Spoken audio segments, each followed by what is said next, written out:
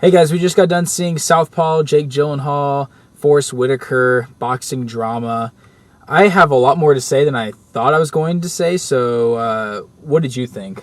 I liked it. It was pretty typical for a boxing movie. The boxing parts were typical of a boxing movie. The drama was typical of a drama. I mean, but I thought it worked. I thought it melded everything together nicely. What did you think? How did you think the actual boxing stuff was handled? Very well. But I agree. I was listening to interviews with Jake, and he trained for about 6 months to be a boxer. That's how he's in such great shape. But he, being the method actor he is, wanted to actually box in the matches. So. Cool. Yeah. Very cool. Yeah. I agree. I think I agree that it's, as far as the actual story goes, this is very, very typical. Nothing special. As far as storyline goes, it's exactly what you think it's going to be from the trailer. I think what kind of helped save that aspect for me was the actors were really good. Yeah. That helped. I kind of wondered if that was going to be going on, but this is one of those movies that is performance driven.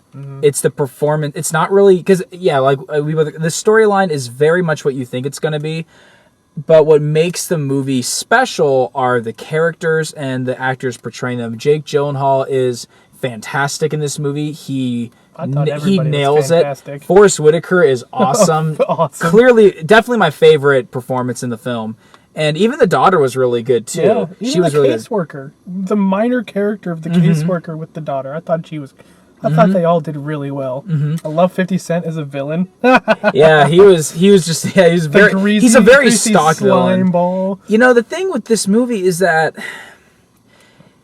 there's two big problems I have with this film, and this is what's keeping me from really liking it. I think the movie is decent, but I don't love it, and it's for two reasons. One, and I know if you haven't seen this film, this may seem like a minor thing, but once you've seen it, you'll know what I mean. This movie is, from beginning to end, ridiculously depressing. Yeah. I mean, ridiculously depressing. And if you look at the premise and if you look at the trailer, you know there's going to be sad stuff in it because it's about his wife dying. So you're like, well, of course it's going to be sad for a while, right? No. It stays depressing from beginning to the last 15 minutes. This guy cannot catch a break. He cannot catch a break, and it gets to a point. At first, I was okay with it. The first half, I'm like, this is hard to sit through, but it's supposed to be, and because of how good Jake Gyllenhaal is at driving the emotion, you can go through it because you're like, you want to see him overcome it. Yeah. But once he starts training with Forrest Whitaker, and once you see the comeback beginning to happen, where our hero is arcing and trying to overcome all the obstacles, it's still depressing. Yeah. And characters are dying, unnecessarily dying. And it's can we just have a break? This is getting ridiculous. And it just got ridiculous. And it got to the point for a little bit, and it didn't stay this way for the rest of the film. Otherwise it might have ruined it, but there were some moments where the emotion of the film stopped being genuine and it just started feeling manipulative. Where more than halfway into the film, when it seems like he and his daughter are finally starting to resurface, and then all of a sudden she freaks out and she's like, "I wish you died and not Mom." I was like, that's going way too far. But she's supposed to be a moody little kid. I get it, but that's ridiculous. It's not unbelievable though. I've said I can see it. But that doesn't. I don't know. I thought they took it a little too far. But that's my one problem. Is now with that said, is it ultimately worth the watch? Is it worth going through all the depressing stuff to get to, our hero trying to overcome it? Ultimately, yes. Yeah. But I will have to say, and this may seem obviously, but this is not for the lighthearted. This movie. No. This is a very heavy, bleak, cold film. And look. We watch the goriest horror films. We watch gruesome stuff. I'm not saying that I just couldn't watch this. I'm just saying this was a really downer film to sit through. And I like for the it casual moviegoer, that might be kind of hard. Yeah, for the No, it will be moviegoer, hard. For the casual moviegoer, that's going to be hard. I But personally like dramas. So Well, I do too, yeah. I like dramas. I like sad shit like Sure, that. I liked it. yeah, I enjoy a good drama. I'm just saying it stays. It does not. Yeah. It does not stop. Like it just stays Yeah. hard. But with that said, that was my one problem. Just because I felt at times the drama went a little too far, like in those examples. But my other big problem with this film is I felt like there were a lot of minor characters, all of whom I thought acting wise did great. There were a lot of minor characters that I feel were complex and well introduced in the first act, but then dropped out for the rest of the film. Oh, like his buddy.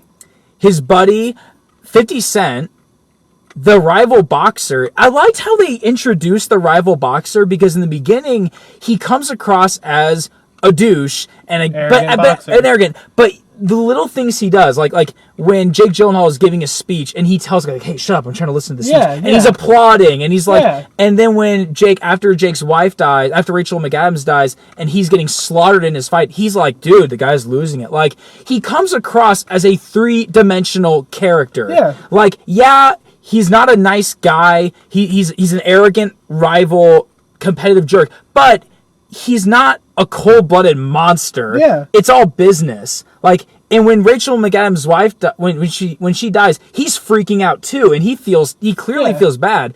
But they throw all that out after the first act because he stays out of the film almost the entire movie, and then when he comes back at the end, he's then taunting Jake Gyllenhaal during the fight.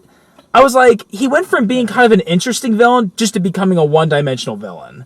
I kind of feel like this movie almost needed either to be longer or... And it was kind of long, too, already. Either longer or split. Yeah. Because to flesh out the second half, well, I guess you'd call it the third act. Second and third act. Sure. The first act, it was great. We got introduced to all these great people, but once you got going into it, once you got past all that, and introducing all these characters, you didn't have hardly enough time for anything else. I agree. So we got to throw in that training montage. Then we got to throw in the fight. I completely agree. There was almost... I mean, it almost would have needed... The movie has almost... At least an hour for a second movie, just to be like an hour long. I felt like this movie like changed directors halfway through because and not just those characters but a lot of other things, like the guy who accidentally shoots Rachel McAdams, he drops out of the film. Nothing they tease that he might go to jail, but it never actually goes. We never find out what happens. It just drops out of the movie. And is that the most important thing in the film? No, but those are some pretty important plot points. But like I completely agree with you. I feel like they really, for a movie that's building up so much to his comeback, they built too much and then they forgot that the rest of the movie's there. But there's almost no build up to when the fight is set. When they set the fight at the end, we don't get like a conference scene where the two are like talking to press or a weigh-in. Like there's no build up between these two facing each other. You haven't seen each other since, the tragedy happened with Jake Gyllenhaal's wife. And I was like, I still feel like the emotion was there and the intensity was still very well done and well there. It could have been so much better though, especially for a movie that is, again, so depressing. Like this should have been like, we should have been like literally, I mean, we were really into the climax. We were both kind of like scooched forward, but like I should have been on the edge of my seat. Because of how much we've seen Jake Gyllenhaal suffer in this film. Like it was a good comeback, but it could have been like the Eminem song, it could have been a phenomenal comeback, if you know what I mean. I totally feel like they should have taken and kept the first half dark, depressing, and sad, and continued to flesh out the characters, and then made the second movie, which would have been a total blockbuster hit of basically Rocky, of him training and then the fight. Yeah. It would be kind of tricky, but I think you could do it. Yeah. I mean, it'd be better than going, well, what happened? Yeah. We almost needed that super 80s thing where they jump in the air, freeze, and then it tells us what happened afterwards. We almost needed that. I almost wonder if this movie was cut down.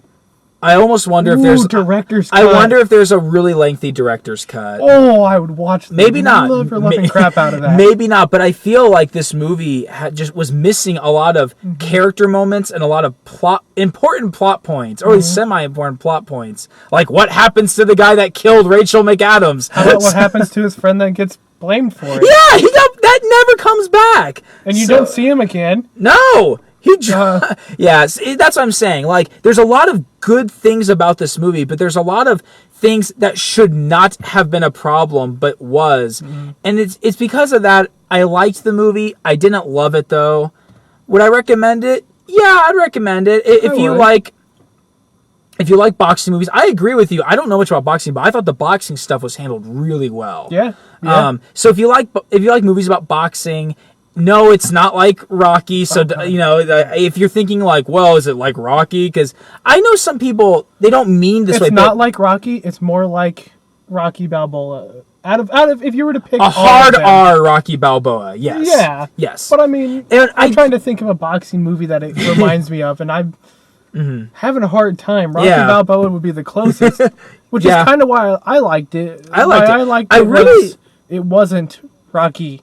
It wasn't even Rocky Balboa. It was grittier. That's why I also like. Did you ever see Cinderella Man with Russell Crowe? No, I've always wanted to. That's a really good one too. But anyways, one thing I will say that I really liked is that to compare to other boxing stuff, I do like with the character arc of Jake Gyllenhaal.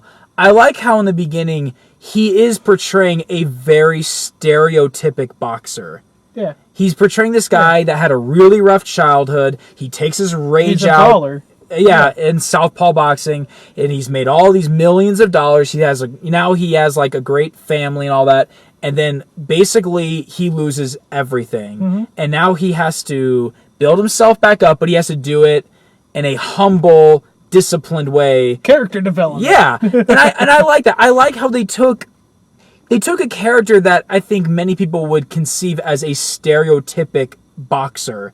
And they made him into a 3-dimensional character. And Jake Gyllenhaal, again, They did a lot of that. Yeah, but that again goes to my problem with. I felt like they were doing that in the beginning with the antagonist, but they dropped it halfway. Not even halfway, like 30 minutes in, they just dropped that. And I just that really bugged me. Again, didn't ruin the film. I thought that was a missed opportunity.